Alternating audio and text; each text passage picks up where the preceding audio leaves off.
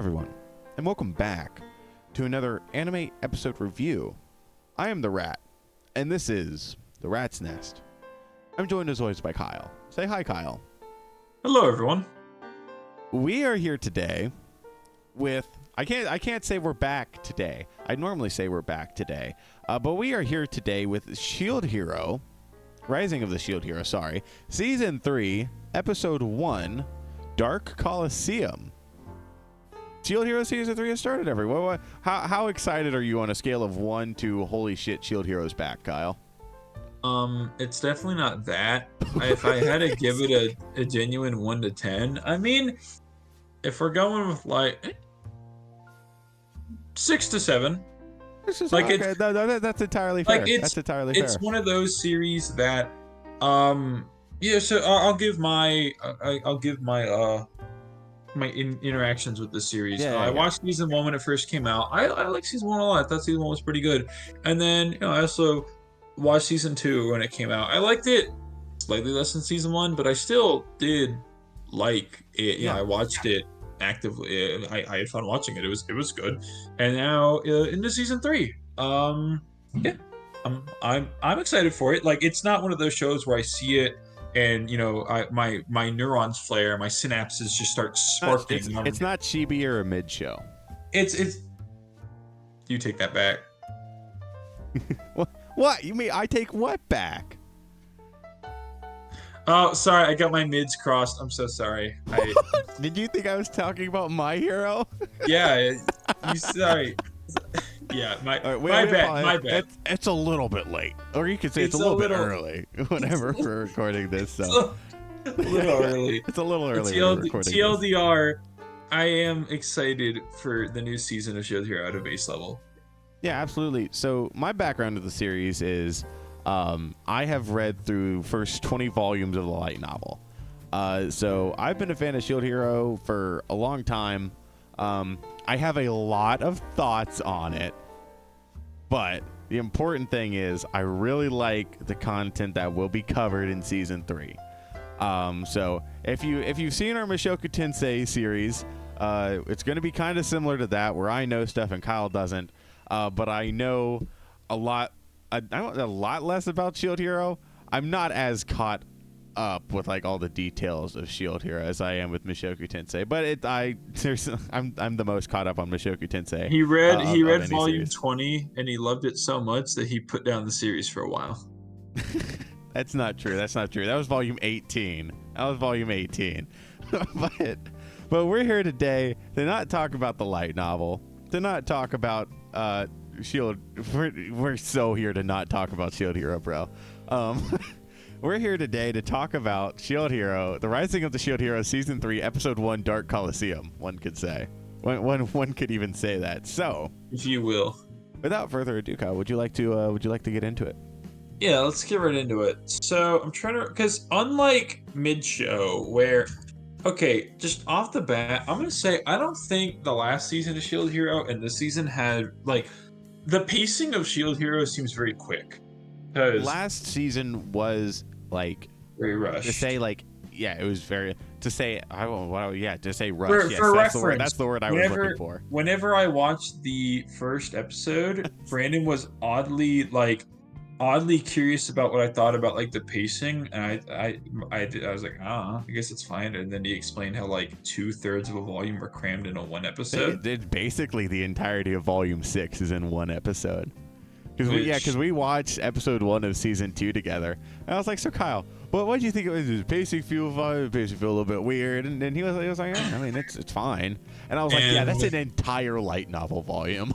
Yeah, because in mid-show, right? Mid-show's pacing of like season 1, but like specifically season 2, because that's more recent. It feels like the show had good pacing, where a lot happens in these recent Shield Hero episodes from last season and this season, where whereas mid-show has like a couple of key things that happens, this one felt like it tried doing a lot and it tried having a lot. So if I miss any information or get something wrong, I mean, I'm admittedly not caught up. I have volume 10 sitting here with me right now, because I have the luxury of being with my collection right now. So I have volume 10 with me. And I think from what I was seeing online too, that this episode was reasonably well paced. And from what I didn't see anything wrong with the pacings. I mean, like a lot happens, but didn't feel like rushed. Not too badly. But I'd say that, I mean, mainly season 2 was obviously rushed. That's the funny dead horse. This episode, it starts with like a flash forward in a sense, where the beginning of the episode is them fighting in the Coliseum before it cuts to the OP, and then it starts at. We get that little title card that says "Heroes Rise Again" in season 3, and that really both you and I were like, look, yeah, I legit thought that I like put on a trailer. I was like, what? Like, okay, that's something to do for advertising. That feels very out of pocket for in an episode itself. Yeah, but I don't like that. I told Brandon this. This isn't just like a criticism for just Shield Heroes anime. I don't like it when shows refer to their own stuff as like an arc or a part of the show or whatever.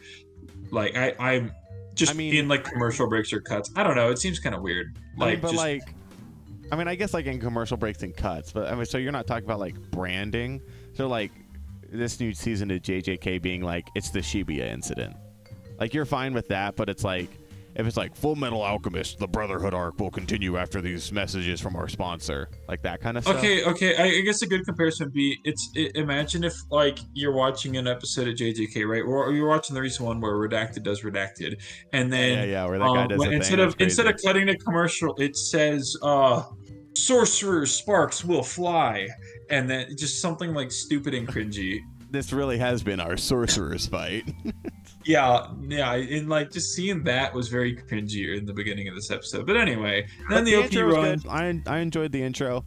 Brandon, you almost had a heart attack at many points. At so many points, Brandon, his heart literally leapt out of his chest. I finally get to see my favorite Shield Hero character animated. All right, you gotta give me this one. You gotta. I'll give you that. There were a ton of jump scares in this episode where I was like, I didn't know they showed up that soon. I'd kind of forgotten kind of the pacing and everything, and like when characters were introduced, because there's so many characters in Shield Hero. I was like, whoa, jump. It was just so random though. We were watching the OP, and we saw a character, and Brandon was just all like,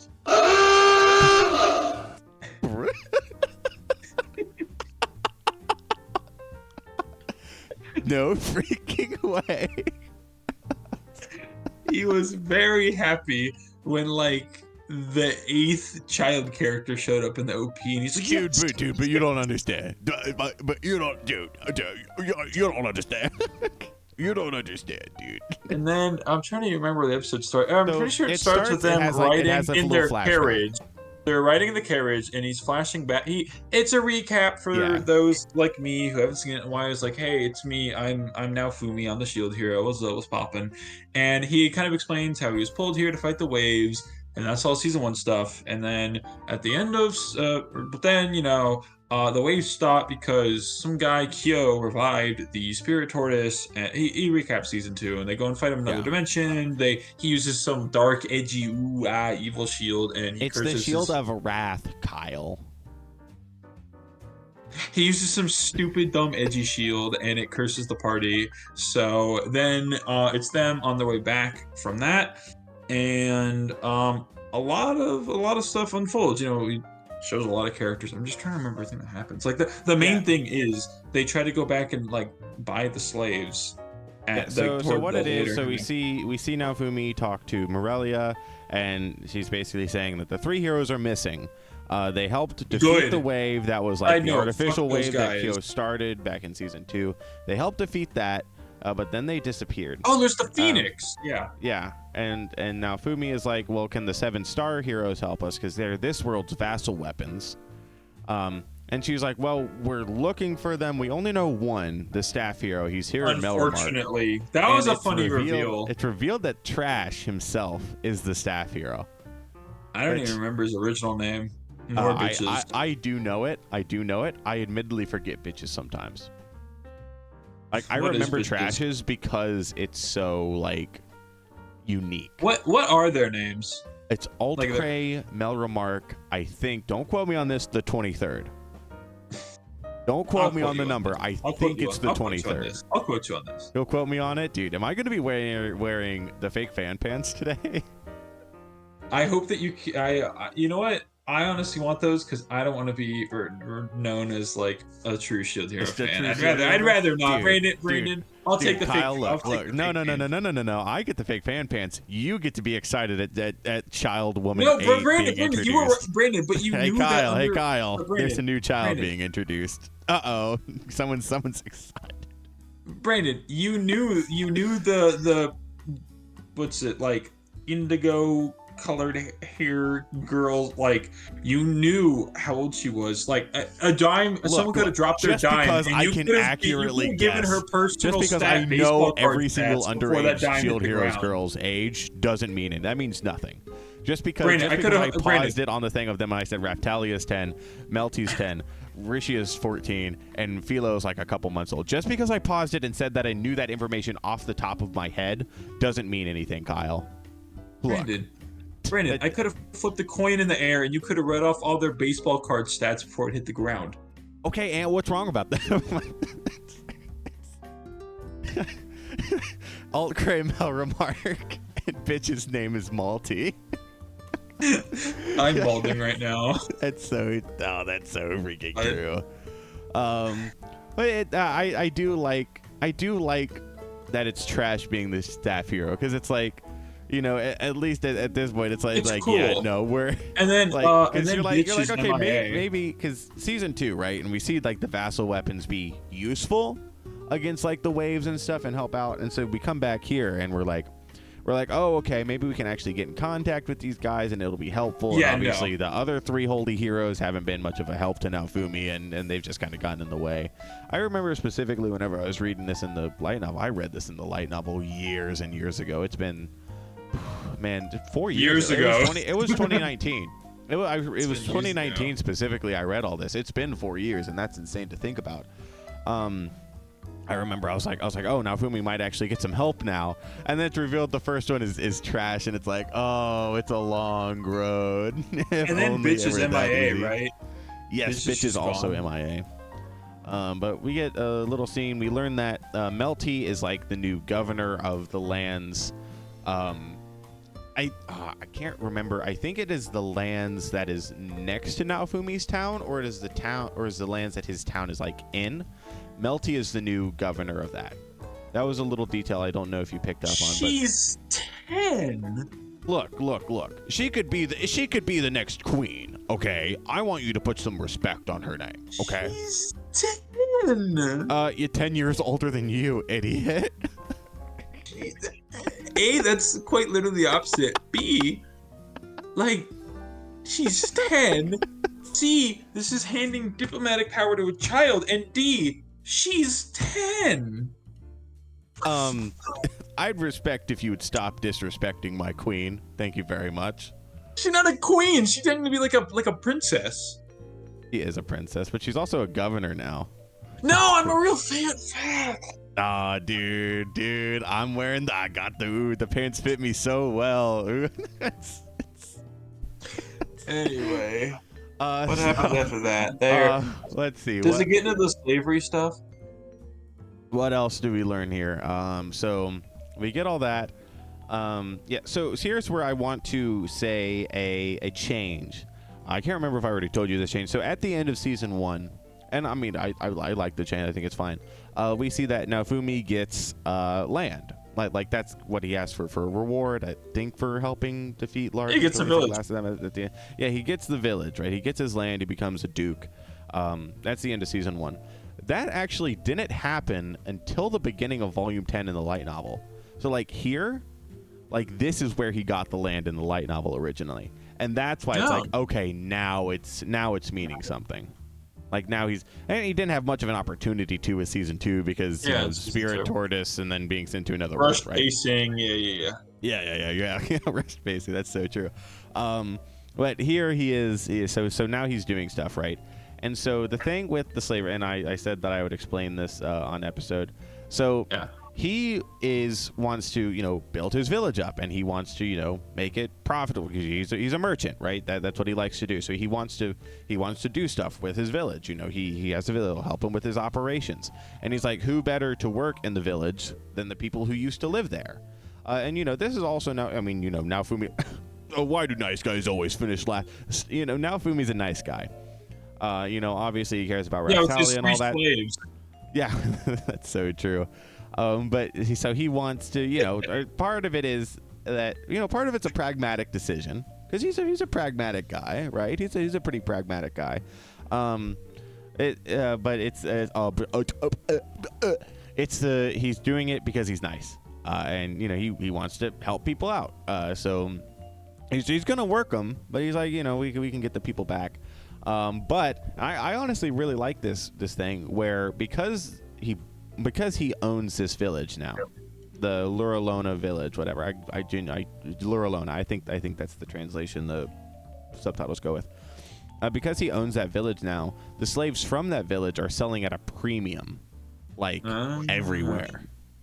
And so they were like being sold out of Melromark into other countries, or being brought into other countries. And so he's trying to buy them all back. Yeah, so he bought all the ones that were here already, as well as just a bunch of other slaves. That's what he was doing with the original slave merchant here, where it was like 50 gold or 30 gold a piece. What a nice guy. What a nice guy. That's when I got jump scared by a character. I was like, whoa. I thought you weren't relevant until volume 12. That's crazy. But I got Wooga. No. No.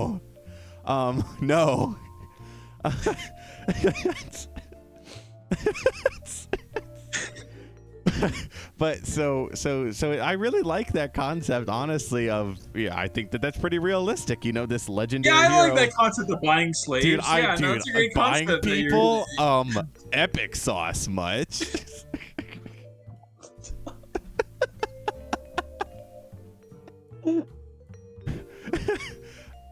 I'll pin whoever guesses what time we recorded this at correctly.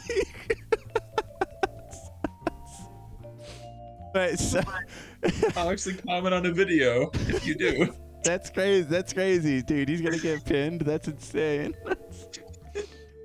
Join the Discord. Link in description. Subscribe to the Rat's Nest. Leave a like. Anyway, so yeah, so they're selling at a premium. So he's like, okay, I need to go buy them back. So he buys like all the ones in Melromark. Buys all the ones from Luralona. He buys all like extra slaves in Melromark for his village. It's village land, whatever you want to call it, right? It's his land. He needs people. He needs people there to. You need people to have a village. Me when I start a business and I need employees. But so then they go to Zeltobel, which is a neighboring country, and we see that Melty and Keel, if you remember Keel, which is Raftalia's friend from the village. She was in season 1 as well as season 2. That's not mean toward you. Sorry, I do not care for like a character like that. I just genuinely do not care. No, but that's the problem. The problem with having so many characters sometimes is like when you introduce so many characters and you don't do much a lot of them, it ultimately just feels very, kind of meh. But you wouldn't know anything about that. Kyle, we're talking about the anime here. Let's not get into my thoughts on the current state of the light novel. No. I mean, even in the anime, it feels like they introduce a lot of characters, and it's just been. Keel is, especially in the anime, I think, extremely underutilized and underdeveloped. For a character of that importance to Raftalia, I don't know, but that's a complete side tangent. Yeah, not now. Yeah. Later. I'll put in the comment later. I'll put in the comment who guesses the time we recorded this at correctly. So we see that they go to a slave auction, and the slave comes out, says they're from Luralona, but they're not. And Raftalia's like, oh yeah, she's lying. And the slave that was a funny bit where he gets to Zeltobel on the recommendation of the slave dealer, goes, and it's this guy that looks exactly like him, sounds exactly like him, and it's his uncle, and it's like that's okay, that's really funny. That's a funny bit. That's good. Props to you, Shield Hero. That's good. But we see that at this little auction, this slave goes for 100 gold, I think, or 100 whatever, 100 gold, basically. And the slave trader's like, yeah, maybe they're not, but you've created a brand here. And I was like, that's a really interesting way of thinking about it. The brand of Luralona slaves. I was like, that's actually a cool way. It's like, oh, endorsed by the Shield Hero, based. I like that. I think that's an interesting way of looking at like. Ayo. No way. I do think that's cool. But we get to see then that he's like, well, I do have word about like an actual Luralona demi-human somewhere in wherever, right? Somewhere in town, right? It costs a lot of money, though. If only you had the money for it, and didn't you just buy all the slaves in Melromark? And Fumi's like, all right, Buster, cut the shit. What do you want me to do to earn money? And he's like, oh, nothing. I just want you to participate in a little tournament arc. And so, God damn it, you're so right about that, though. It's literally like, hey, we need an excuse for you to go fight in the tournament now, Fumi. I like it. It's fine, but like, it's very on the nose to be like, it's obvious that they wanted Naofumi in an arena. I mean, maybe, like, it's not bad. It's not bad. I mean, I'm not saying that in a bad way. I mean, I guess that it's just like I guess with that setup, yeah, because they went to an arena. I mean, granted, that's the kind of setup where you can. They had an isekai arc within an isekai show. Dude, it's my favorite thing. My favorite thing, the isekaiception. I love it. I unironically really love that concept. Me too. That was a cool idea. And so, like, having a tournament fight, like tournament arcs are just like a classic staple in stories like this. Just from what I've seen. Funny tournament arc. I wouldn't really call it a tournament arc. Is it a tournament unfolding in an arc? Kyle, you better shut your mouth. So genuine. Guess I have to keep wearing the fake fan pants.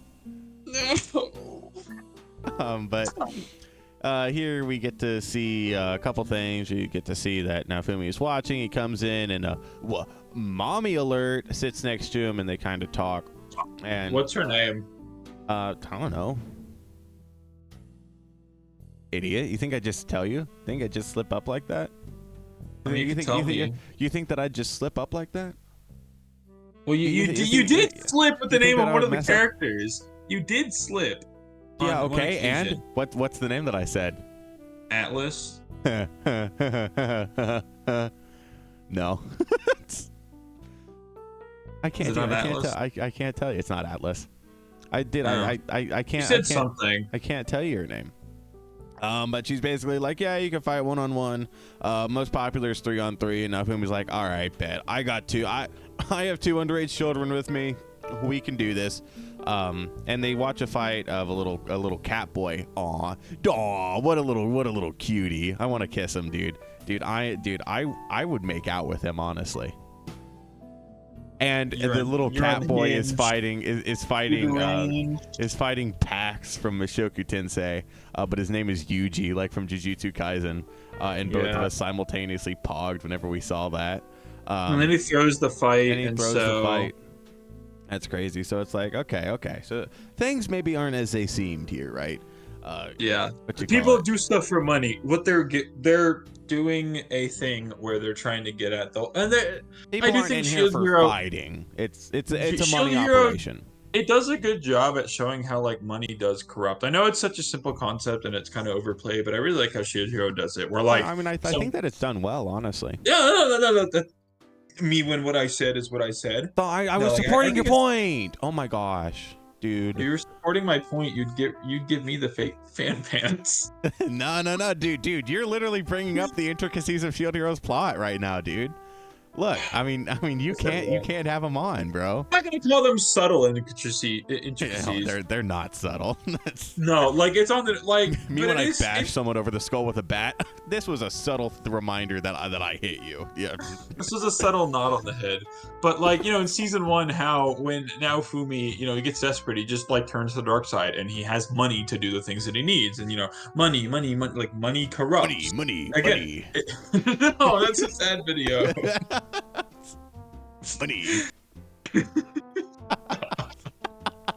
But anyway, it's not subtle. I mean, it bludgeons you on the head with its hand, like a hammer. Like, this is not a subtle theme that the show has, but like it's done well enough. Like, even though it's not subtle, that doesn't make it bad or anything. No, I mean, they do it well. I mean, you know, and so yeah, you know, I mean, to be like, done well. People corrupting like their, because, you know, I mean, they literally preface it with like, there's two opposite arenas basically. I don't say this like that, but you have like the one where people fight for honor, but they don't make as much money. And then you have one where there's no rules and you make a lot of money by all this like cheating and underhanded business, you know. Yeah, a little trickery and deceit going on in the underground arena. So, you know, it's two sides of the same coin there. Like, honor duels versus like you duel for your personal code versus dueling to ensure that you have a house to continue pretending that you can, you know, have a personal code. You had to have a place to live and live a life to lie. Yeah. I don't know, just little something I wanted to bring up from that. So yeah, then they fight, and then in the middle of the fight, they're like, "Oh, well, I'm finished, haha, psych." And then one of them uses illusion magic, the genjutsu, if you will. Yeah, Ratalia uses genjutsu. All my fans out there who know what that's referring to. I don't. I'm not a fan, dude. I'm loving these pants. She uses illusion magic, and so everyone sees the fight differently, where they just, while everyone's seeing this illusion, they just beat the shit out of the other people. And so the illusion makes it look like now Fumi's using a sword. Yeah. So then that way, you know, people aren't going to pick on the fact that he's the shield hero. So that's the important part of the illusion there. Because, I mean, as the shield hero, he physically can't use anything other than the shield. So him using a sword, like, they're not going to expect anything. Yeah, which is smart. Yeah, because, you know, that's an interesting workaround for that. And then I think that's everything, man. That's it. We see the mommy watching Naofumi and them win, and Naofumi's like, poggers, and then the episode ends. Basically. But good yeah, episode, though. Good episode. I mean, I really enjoy. You know, Kyle and I were cutting up the entire time. It was fun. But I really enjoy it. It's good to be back with Shield Hero. You know, I have a lot of history with this series. I have a ton of nostalgia for it, and then to finally see this stuff animated. One of the things I said, but you know, speaking to seeing it animated, the mommy was walking away, and I was like, dude, I forget how hot she is. Kyle was like, my brother in Christ, you were reading a book, and I was like, yeah, I was. And then on the other side of that, as someone who doesn't have nostalgia for it and just like, you know, watched it not too, because when did it come out, like 2018, 19? It came out January 2019 was when season 1 aired. Yeah, because I remember, like, I remember watching it a while ago. Yeah, and like, I liked it. It was good. I remember all the drama around it, and that kind of got me intrigued. And I don't think the drama was warranted. I think the show was fine. And season 1 was pretty good. Season 2 was all right. And hey man, I'm here for the ride. Season 3, looking forward to it. It's Shield Hero as of this point. It's, you know, it seems competent with its writing. It's fun. I like seeing Naofumi in the world that once like hated him, and how he's working hard to protect it. It's good. It's good right now. Yeah. Something is rising, and it is the Shield Hero. That was top comment gets pinned.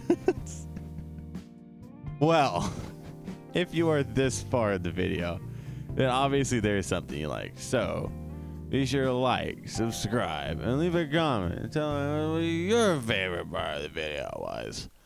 Thank you all for watching. We certainly hope that you all enjoyed, and we will also certainly see you all next time. Bye-bye.